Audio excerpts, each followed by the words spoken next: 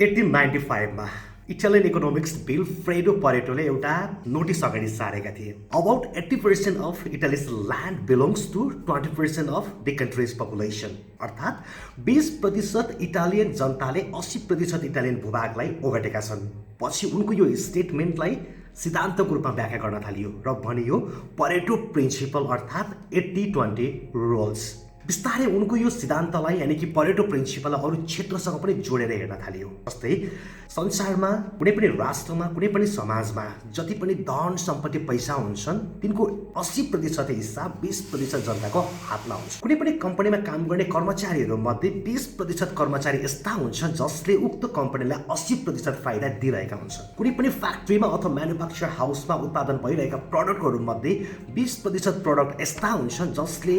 80% भन्दा बढी मुनाफा दिइरहेका हुन्छन्। इभन हामीले चल्ने मोबाइल फोनलाई पनि गहिरेर हेर्ने हो भने 20% त्यस्ता एप्लिकेसनहरू छन् जसलाई हामी 80% भन्दा बढी टाइम युज गरिरहेका हुन्छौँ। दराजमा अनेकौँ कपडा छन् तर 20% त्यस्ता स्पेसल कपडा छन् जसलाई हामी 80% भन्दा बढी ओकेजनमा लगाइरहेका हुन्छौँ। कति छन् साथीहरू त, तर 20% त्यस्ता साथीहरू छन्, स्पेसल साथीहरू छन्, नजिकका साथीहरू छन् जसलाई हामी बढीसे बढी भेटिरहेका हुन्छौँ, बढीसे बढी कुरा गरिरहेका हुन्छौँ। अब यस्तै हाम्रो दैनिक जीवनमा दाँजेर हेरौँ त 24 घण्टामा हामीले गर्ने कामहरू मध्ये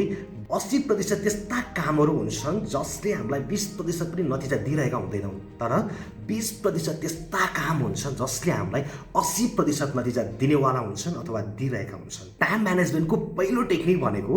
to know your self and your time, यानि कि तपाईँको टाइम 80% त्यस्तो काममा खर्च भइराखेको छ जसले तपाईँलाई 20% पनि नतिजा दिइरहेको छैन, कि तपाईँको टाइम लगानी भइरहेछ 20% त्यस्तो काममा जसले तपाईँलाई 80% रिजल्ट दिइरहेको छ अथवा दिनेवाला छ। त्यसको लागि एउटा पेन लिनुहोस्, एउटा पेपर लिनुहोस् र त्यसपछि तपाईँले दैनिक रूपमा गर्ने कम्तीमा 10 देखि 15वटा कामहरूको लिस्ट बनाउनुहोस् र लिस्ट बनाइसकेपछि त्यसमा लेख्दै जानुहोस्, छुटाउँदै जानुहोस् कुन काम त्यस्तो काम छ जुन 20% भित्र पर्छ र जसले तपाईँलाई 80% रिजल्ट दिन्छ र कुन काम त्यस्तो काम हो जुन 80% भित्र पर्छ जसले तपाईँलाई 20% पनि रिजल्ट दिइरहेको हुँदैन। टाइम म्यानेजमेन्टको first technique to know your self and your time. Stephen कभीको 7 habit of highly effective people पढ्नु भएको छैन भने एकपल्ट पढ्नुहोस्, that is really awesome book. उक्त बुकको ह्याबिट नम्बर 3 मा भनिएको छ पुट फर्स्ट थिङ फर्स्ट, अर्थात् प्रायोरिटीमा बाँच्नुहोस्। सफल व्यक्तिहरू यस कारणले सफल हुन्छन् किनकि उनीहरू प्राथमिकताको आधारमा बाँच्छन्। नगरिकन नहुने काम, गर्नुपर्ने काम, गर्दा हुने काम र समय हुँदा गर्नुपर्ने काम के हो उनीहरू राम्रोसँग छुटाउन जानेका हुन्छन्। सो टाइम म्यानेजमेन्टको सेकेन्ड टेक्निक भनेको डिस्कभर योर प्रायोरिटी। यसको लागि you can use urgent versus important matrix, जस अन्तर्गत तपाईँले दैनिक रूपमा गर्ने कामहरूलाई 4वटा भागमा कटागोराइज गर्नुहोस्, छुट्याउनुहोस्। उक्त म्याट्रिक्सको बक्स नम्बर 1 मा अर्जेन्ट एन्ड इम्पोर्टेन्ट कामहरू छ। त्यस्तो काम जुन एकदमै महत्त्वपूर्ण छ र त्यो तत्कालै गरिहाल्नु पर्नेछ, जसलाई तपाईँको तत्काल अटेन्सन चाहिएको छ। जुन काम अहिले गरिहालेन भने भविष्यमा समस्या पनि हुनसक्छ। यदि तपाईँ विद्यार्थी हुनुहुन्छ भने तपाईँको भोलि टेस्ट छ भनेदेखि आजै पढिहाल्नुपर्छ, that is important and that is urgent. तपाईँ कुनै पनि अफिसको स्टाफ हुनुहुन्छ अथवा कुनै पनि अफिस म्यानेज गर्दै हुनुहुन्छ, भोलि तपाईँको काहीँ मिटिङ छ, प्रेजेन्टेसनको लागि तयारी गर्नुपर्ने छ, द्याट इज नाउ अर्जेन्ट पनि छ, इम्पोर्टेन्ट पनि छ। तपाईँ बिजनेसम्यान हुनुहुन्छ, कुनै क्लाइन्ट अथवा कस्टमर तपाईँसँग रिसाएको छ, उसँग डिल गरिहाल्नुपर्ने छ, that is now important and urgent. अब त्यसै गरी बक्स नम्बर 2 लाई तपाईँले हेर्नुभयो भने त्यहाँनिर छ not urgent but important. Urgent छैन तर एकदम महत्त्वपूर्ण छ, त्यस्तो काम जुन गर्नुपर्ने छ तर अहिले नगर्दा पनि केही पनि फरक पर्दैन। फर इक्जाम्पल तपाईँ कुनै पनि अफिसमा काम गर्दै हुनुहुन्छ, तपाईँलाई प्रमोसन हुनुको लागि कुनै नयाँ स्किल अथवा नयाँ नलेजको आवश्यकता छ, द्याट इज इम्पोर्टेन्ट त्यो सिक्नको लागि, तर तपाईँले अफिसको कामलाई नै छोडेर अफिस आवरभित्र त्यो सिक्नको लागि त्यति अर्जेन्ट नहुन सक्छ। तपाईँ विद्यार्थी हुनुहुन्छ, तपाईँलाई एकदमै सिङ्गर बन्न मन छ, जसको लागि तपाईँले रियाज गर्नुपर्नेछ, प्र्याक्टिस गर्नुपर्नेछ, द्याट इज इम्पोर्टेन्ट। तर क्लासमा म्याथ पढाइ भइराखेको बेलामा तपाईँ जुरो कोठेर रियाज गर्न थाल्नुभयो भने that may not be urgent, त्यति अर्जेन्ट नहुन सक्छ। सो सेकेन्ड क्याटेगोरीको काम that is important but not urgent, एकछिन पछि गर्दा पनि केही फरक पर्दैन। अब बक्स नम्बर 3 लाई हेर्नुभयो भने that is not important but urgent. यस्तो काम लाग्छ कि अरे यार यो काम गरेन भने त म बर्बादै हुन्छु, अर्कोबाट मैले चान्सै पाउँदिनँ, तर त्यो त्यति महत्त्वपूर्ण नहुन सक्छ। भन्नुको मतलब तपाईँ अफिसबाट घर आउनु भयो, तपाईँ नयाँ स्किल नयाँ नलेज गेन गर्नको लागि ल्यापटपको अगाडि बसेर केही कुरा खोज्दै हुनुहुन्थ्यो, पढ्दै हुनुहुन्थ्यो, त्यही बेला साथीले फोन गरेर ओइ कहाँ छस् आइज घुम्न जाउँ,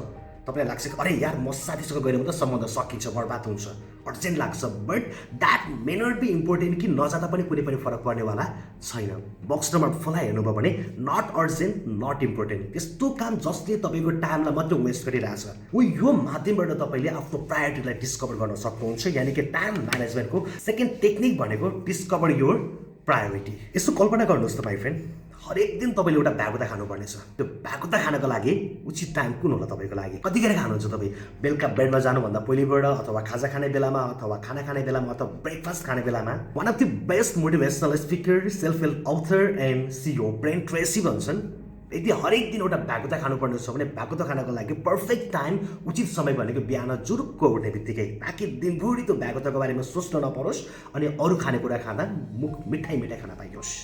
यहाँ म भ्यागुताको कुरा गर्दैछु नि my friend here I am talking about the most difficult task in your day हरेक दिन तपाईँ हाम्रो लाइफमा केही न केही त्यस्तो काम हुन्छ जुन अर्जेन्ट हुन्छ जुन इम्पोर्टेन्ट हुन्छ र जुनलाई तत्कालै गरिहाल्नु पर्ने हुन्छ तर कुनै डरको कारणले गर्दा कुनै बहानाबाजीको कारणले गर्दा प्रोकास्टिनेसनको कारणले गर्दा हामी त्यसलाई एकछिन पछि गर्छु भोलि गर्छु टाढिरहेका हुन्छौँ तर राइटर यहाँनिर भन्छन् यदि कुनै पनि काम छ जुन काम एकदम डिफिकल्ट लाग्छ र त्यसलाई प्रोकास्टिनेट गरिहाल्नु भएको छ भने त्यस्तो खालको कामलाई गर्नका लागि the perfect time is at morning बिहानको समय यानि कि टाइम म्यानेजमेन्टको थर्ड टेक्निक भनेको complete difficult task at morning बिहानको समयमा सबभन्दा गाह्रो कामलाई गरिदिनुहोस् ताकि दिनभरि तपाईँ फ्रिली अरू काममा फोकस गर्न सक्नुहोस् त्यो कामको बारेमा सोच्न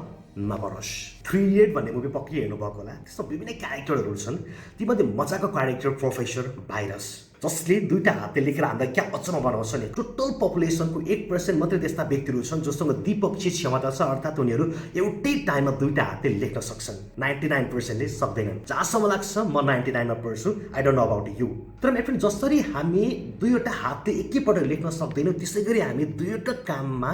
एकैपटक त्यति नै फोकस त्यत्तिकै एनर्जी त्यति नै कन्सन्ट्रेसन लगाएर गर्न सक्दैनौँ टाइम म्यानेजमेन्टको फोर्थ टेक्निक भनेको फोकस अन वान थिङ जब एउटा काम गर्न स्टार्ट गर्नुहुन्छ मात्र त्यो काममा फोकस गर्नुहोस् तपाईँको टोटल फोकस एनर्जी रिसोर्सेस जे जति कुरा छ त्यो काममा लगाउनुहोस् र जब त्यो काम स्टार्ट गर्नुहुन्छ त्यो कामलाई फिनिस गर्नुहोस् time is free but it is priceless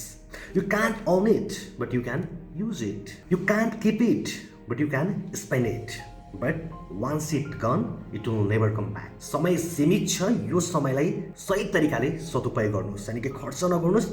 लगानी गर्नुहोस् र आफूले आफूलाई अपग्रेड गर्नको लागि आफूले आफूलाई बेटर भर्जनमा लानको लागि टाइमलाई युज गर्न मन छ भने मेरो च्यानल सब्सक्राइब गर्नुहोस् र बेल आइकनलाई दबाउनुहोस् ताकि हरेक शनिबार र बुधबार म यस्तै भिडियो लिएर हजुरको माझमा आइरहेको हुन्छु र यदि तपाईँलाई लाग्छ कि यो भिडियो तपाईँको कुनै साथीलाई पनि चाहिएको छ है प्लिज उसलाई फरवर्ड गर्न नभुल्नु होला लाइक त बनिहाल्छ र अर्को भिडियो कुन टपिकमा आओस् कमेन्ट पनि बनिहाल्छ